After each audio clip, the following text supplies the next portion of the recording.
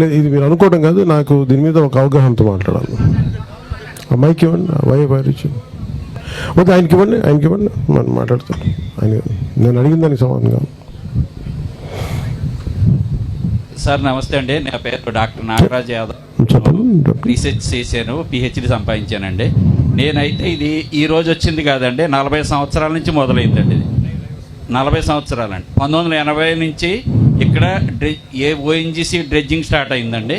దీనికి సంబంధించి ఆంధ్ర యూనివర్సిటీలో గ్రంథి వెంకటేశ్వరరావు అని సీనియర్ జియాలజీ ప్రొఫెసర్ గారు ఇసుక నేలల్లో డ్రెడ్జింగ్ చేయడం వల్ల భవిష్యత్తులో ఈ ఏరియా అంతా అప్ టు 70 కిలోమీటర్స్ వరకు మునిగిపోతుందనే ఉద్దేశంతో ఆయన తొలకరి పత్రికలో అప్పుడే ఒక 15-20 సంవత్సరాల కింద ఆర్టికల్ ఇచ్చారండి.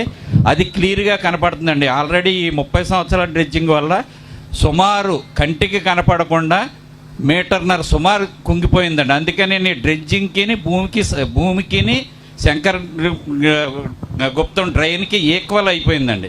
మీరు చూస్తూ ఉంటే కనుక పంట పొలాలు కూడా లేదు.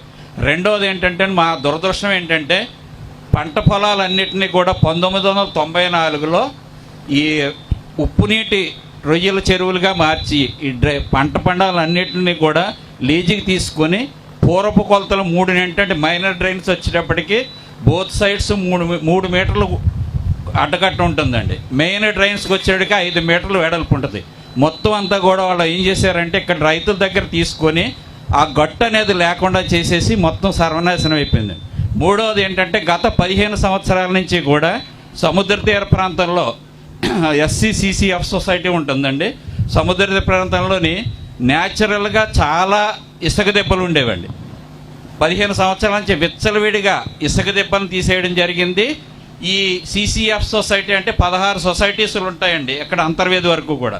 పర్టికులర్ ఈ కేసినపల్లి, తూర్పాలెం, గొల్లపాలెం ప్రాంతంలో ఉన్నటువంటి దగ్గరగా ప్రతి CCF సొసైటీ నుంచి కూడా విచ్చలవిడిగా ఇసుకని తరలించడం జరిగింది. దానికోసం మేము గత ప్రభుత్వంలో ఫస్ట్ స్పందనలో ఇచ్చినప్పుడు శాండ్ గ్రాబింగ్ కోసం కలెక్టర్గా చేసినప్పటికీ కూడా రాత్రి పగలు కూడా ఈ పార్టీ ఆ పార్టీ అని కాకుండా అందరూ కూడా యువకులందరూ కృషి చేసినప్పటికీ కూడా ఈ 3 విషయాల వల్ల జరిగిందండి. వేళ ఏంటంటే సింపుల్గా చెప్పేసేసి మూడు విషయాలు అంటే ఒకటి పోయి ఏ సమస్య రాత్రి రాదులే కానీ అంటే అడిగేది ఏంటంటే 40 సంవత్సరాల విధ్వంసం సార్. ఇప్పుడు ఈ కోనసీమ డ్రైనేజ్ వ్యవస్థ మీద మన రిటైర్డ్ ఇంజనీర్ BC రోసయ్య గారు రిపోర్ట్ ఇచ్చే వరకు అవగాహన ఉందా? అది మీకు ఐడియా ఉందా? ఒకసారి మీరు మాట్లాడండి sir. Thank you sir, thank you very much. Mike ఇవ్వడానికి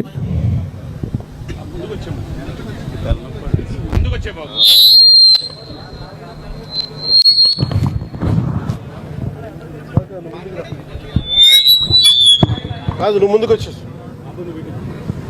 అలా రమ్మని చెప్పి అలా వచ్చామా? కాదు అక్కడికి వెళ్ళాం, అక్కడే మాట్లాడు.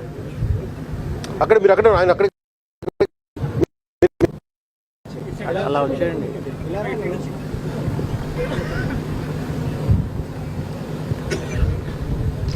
Sir thank you. Name is Ganababu, Shankaraguptam అండి మాది. సార్ ఇది మీరు 2014లో కూటమికి సపోర్ట్ చేయమన్నారు, మేము చేసాం. అది వదిలేసి సార్ 1 మినిట్ అక్కడ నాకు అది ఆప్ చేస్తాను. సారీ ఇది ఆపేస్తాను. మీరు సమస్య చెప్పండి. నాకు మళ్ళీ ఇదంతా పొలిటికల్ కూడా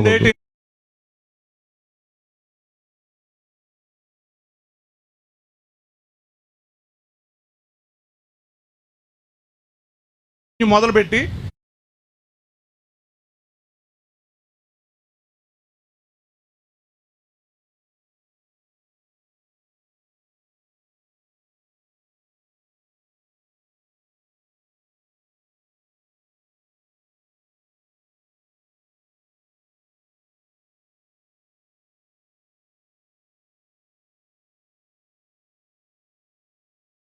దాని మీద అవగాహన లేదండి. ఓఎన్జీసీ భారత్ మాతాకి జై అండి.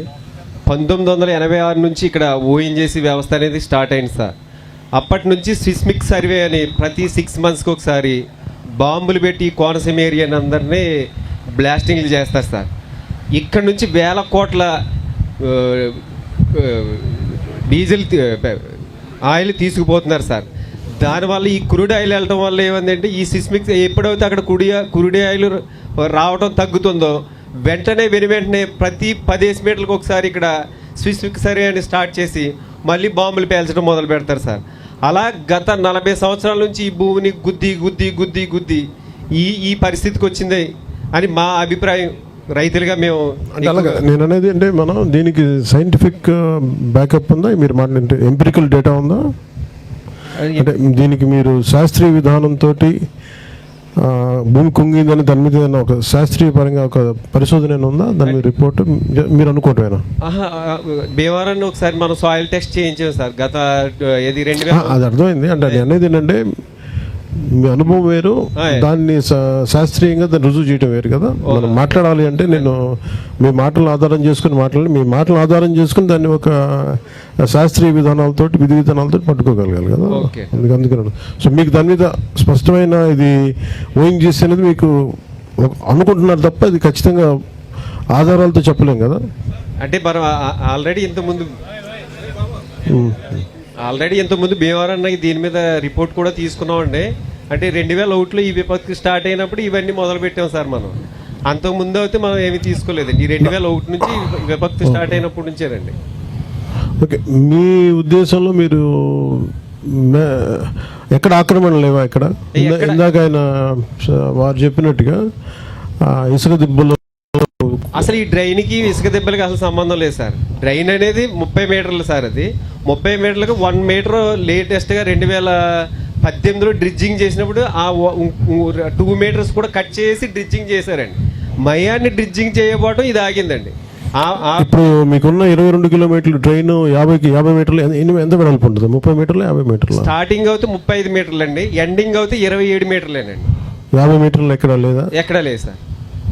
తప్పు కొలతనా?